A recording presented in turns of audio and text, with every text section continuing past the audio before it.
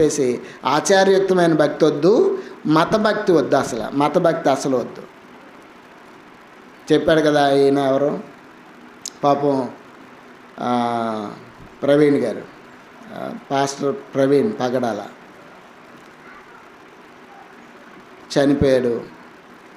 అంతకుముందు చాలామందికి ఆయన ఎవరో తెలీదు, చాలామందికి తెలియదండి.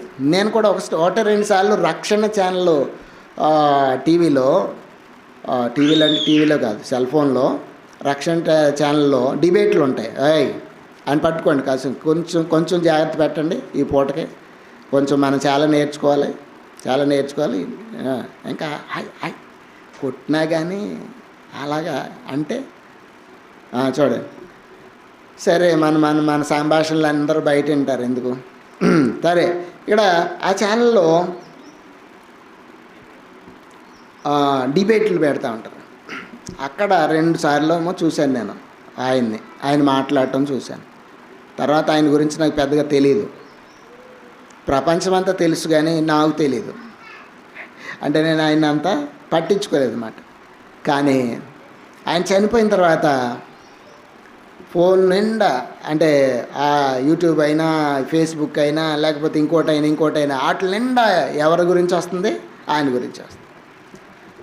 ఆయన గురించి నేను ఇంకా తెలుసుకోవాలని అనుకుంటే ఇప్పుడు వరకు ఆయన భార్య సంగతి కానీ, పిల్లల సంగతి కానీ, లేకపోతే కుటుంబ సభ్యుల సంగతి కానీ, లేకపోతే వేరే సంగతులు కానీ ఎక్కువ దాంట్లో రావట్లే. ఏమొస్తున్నాయి తెలుసండి?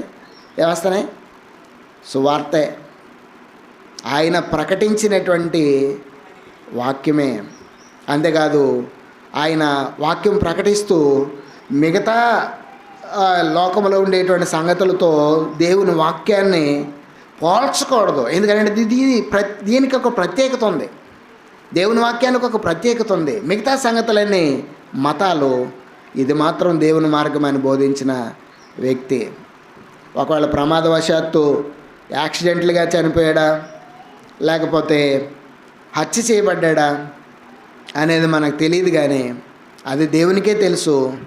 అది కాదు కానీ మెట్టుకు ఆయన గురించి ఆయన చెప్పినటువంటి ప్రవచన, లేకపోతే ఆయన చెప్పిన వాక్యము ఎంతో విరివిగా ఎంతో గొప్పగా ఈనాడు ప్రచురించబడతాం.